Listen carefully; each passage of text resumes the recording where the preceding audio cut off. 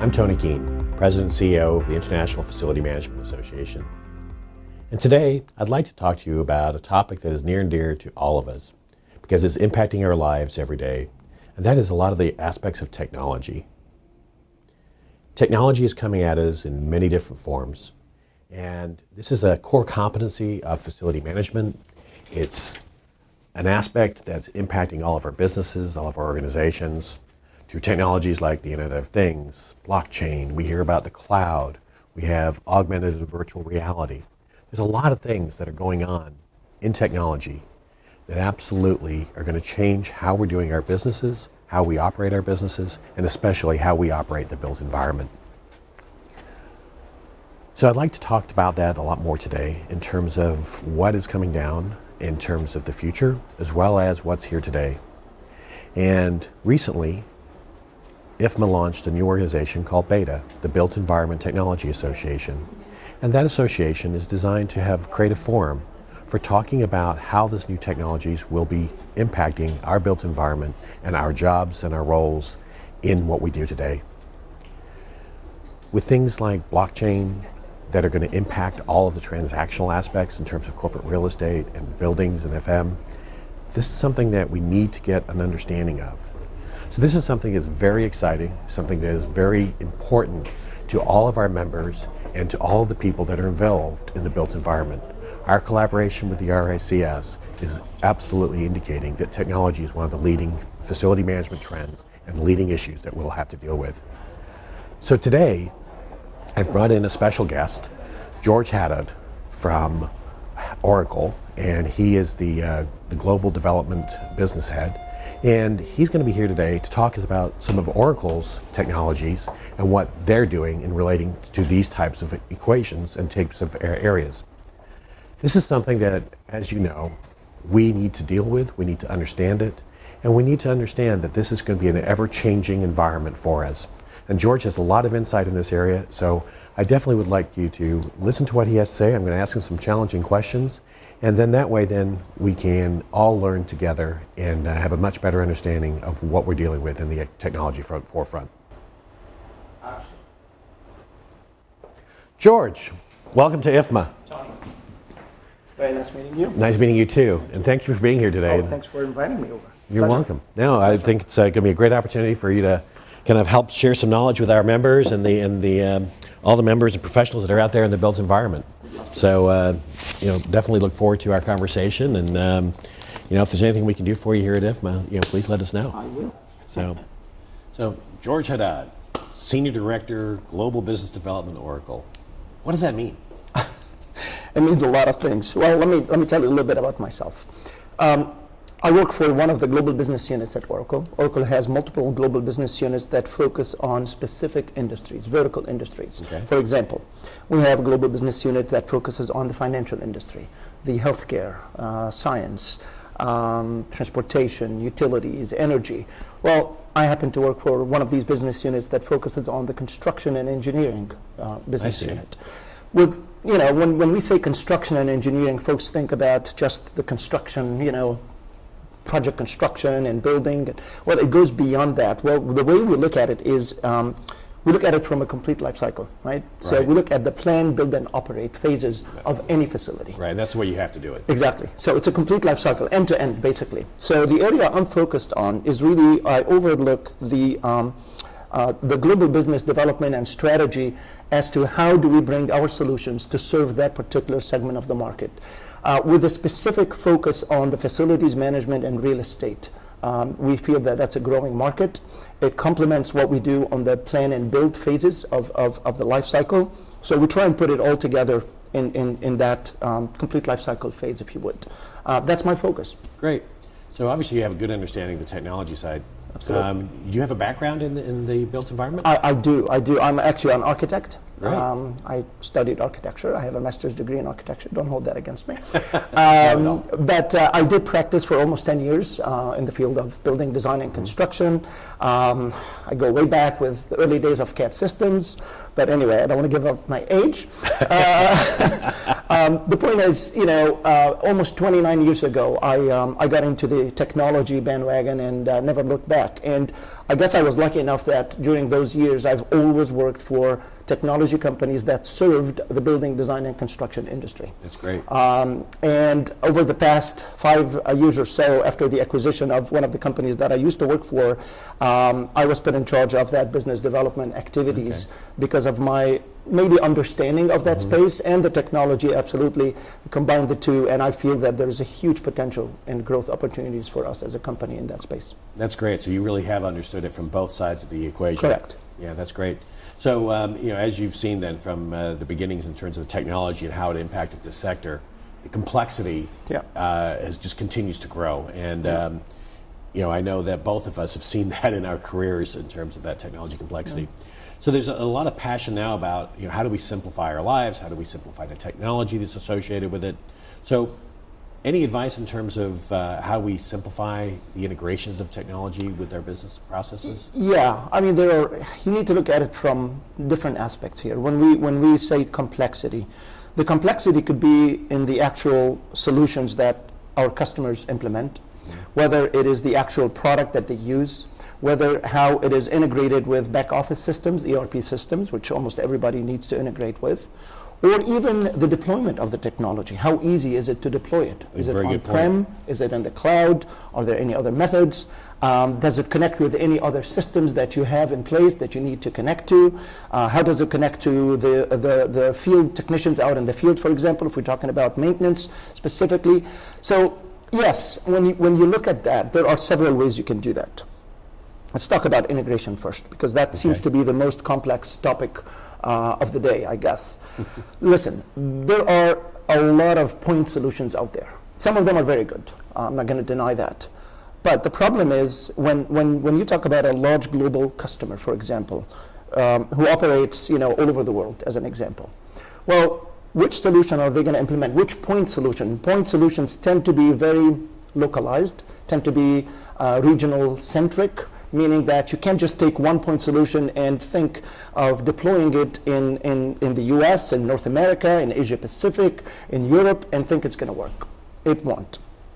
This is where you need to think global. This is where you need to think about a solution that actually is designed to be global in nature. That's number one. Number two, does it do everything you need to do in the life cycle? What you end up seeing a lot actually is companies have implemented one point solution to do one very specific task, and then they have to complement it with another very pointed solution to do another task, right, and a third one, and a fourth one. Now you get into the nightmare of integrating them together. Why? Because you need to leverage the data that gets generated from one to the other, right? Now, that doesn't even include integrating it now with your financial systems and your ERP system, so you can actually roll that up into your ERP and financial models. So our view of simplicity is how can we deliver a platform, a solution that's based on one single platform, right? And to address the specific needs of each phase of the life cycle, why not have these built as modules on top of that single platform, so that you don't have to deal with the integration. The integration is built in because it's one platform, correct? Hence the life cycle. That makes sense. So when we talk about plan, build, and operate, we're talking about these phases with hundreds sometimes of sub-processes that have to happen during each one of those phases. Whether you are in the early planning of a large capital project, or you are during the build phase, the construction ability and the project management aspects. Then you get into the handover, which is another topic I want to talk to you about, is the nightmare of the handover and the data continuity, so you can take it into the facilities and maintenance and continue the life of that facility that took maybe a couple of years to build, but it will take you 75 to 80 years to operate, correct? Correct. So the handover process is a big nightmare for a lot of companies. It really is. And we try to eliminate that. Yeah. There's a lot of data that's created in that front end in terms of the construction and development side. Correct. And then when you get into the operation side, which is roughly going to be 80% of the cost of the exactly total right. life cycle of the building. That's exactly right. and then that's where there's a lot of breakdowns, and the information is either not in the right format or it's all manual. I mean, we've seen all sorts of disaster stories out there. So we try to eliminate that handover process because, listen, if you have installed something during the constructability of that facility, right? Well, the asset is already there. The system is already there. You know what it is, whether there's been substitutions during construction and installation. You've got the latest and greatest data that you need to maintain after that. Exactly. So why redo the work again? Makes sense. Why not just, the data is available now, we need to just change the phase of the facility into now operations and maintenance, but the data is still there. Right. So that's and being able to use that data is something that's absolutely critical. Absolutely. So the other topic I want to talk about as far as simplicity is the deployment of the solution. Okay. A lot of the legacy systems are still on-prem, although many of them have started transitioning to cloud. Why cloud? Well, there are several advantages. It's not all cost. It's not all about cost and cost efficiency. No. It's about the simplicity of deploying the solution, the speed at which you can deploy that solution in the cloud versus on-prem, the ability to receive the latest and greatest updates from your software vendor or your technology partner. In this case, we like to consider ourselves partners with our customers. And how often do we get these updates? When you think about the old way of doing things on-prem, you have to wait, the deployment of the on-prem solution with all the new updates and the new releases can sometimes be a nightmare, especially if you've done a lot of integration on the back end to integrate it with other systems. Well, what we try and do with the Oracle technology is, with the Oracle Integrated Cloud Services, is what Oracle does as far as simplifying the integration phase, is we've built a layer which is called the Oracle Integration Cloud Service, and most of our solutions are now adopting that standard for integration purposes. And now, once your solution is actually integrated with the integration layer in the cloud, any other applications you have, whether it's your ERP, whether it is a third-party solution, as long as it's also integrated with the cloud layer, the integration cloud layer, it simplifies that entire process for you. So you don't have to have specific adapters for every single point solution that you want to integrate with. That's one way how Oracle looks at simplifying the whole process, using, of course, technology and simplifying things. Mobility is another area, but I think we can talk about that, a bit later. Going back to the cloud, since we started talking about that, a lot of companies, the cloud's been around for quite a while now, and especially in technology time periods. There's cybersecurity issues, and I hear several times where, well, I want to maintain an on-prem type of location and solution because I can control the access to it, whereas in a cloud solution, I feel like I may be vulnerable. Is that something that you would address? Yeah, absolutely. So, and we've heard that concern from a lot of customers, more so a couple of years ago than these days. Correct. A lot of customers now are finally realizing that the cloud is as secure as, sometimes it's even more secure than on-prem, believe it or not. The on-prem solutions can actually be more open. So let's talk about security for a minute.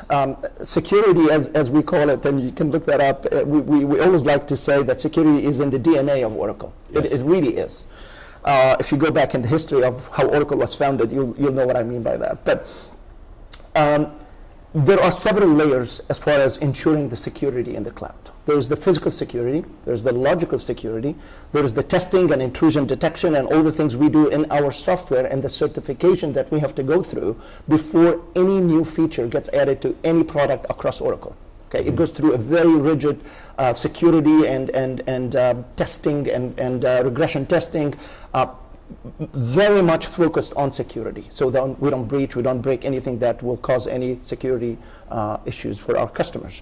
When you talk about the physical security, if we talk about the Oracle data centers, for example, throughout the world, the physical security, you've got 24/7 security and physical security of the actual data center space. The servers are in cages that are locked with very controlled access. Nobody can get in. As a matter of fact, in order for someone to get into even the data center, we use biometric technology to, whether you're allowed to get in or not. You talk about the actual data. Not everybody has access to that data. Our customers' data is extremely secure. Why? Because even me as an employee, I cannot access our customers' data. I don't have the right to access the Right. data. Only very authorized personnel who have been authorized by our customers to do maybe support or to do certain things have that with approval from management to do that. Then you talk about the logical security of how the systems are designed. This goes back to the software and, Yeah. and how we design our software, how we test our software. Oh my God, if you look at the list of all the certifications that we have to go through with every release of every product, it's mind-boggling. But just to give you a sense of how secure that is, you know, our systems are used by banks, by Department of Defense, by many other, globally we're talking about as well. So that certification is not just in North America, it's actually across the world, in many parts of the world. So we feel that the cloud is actually very, very secure now. That's great.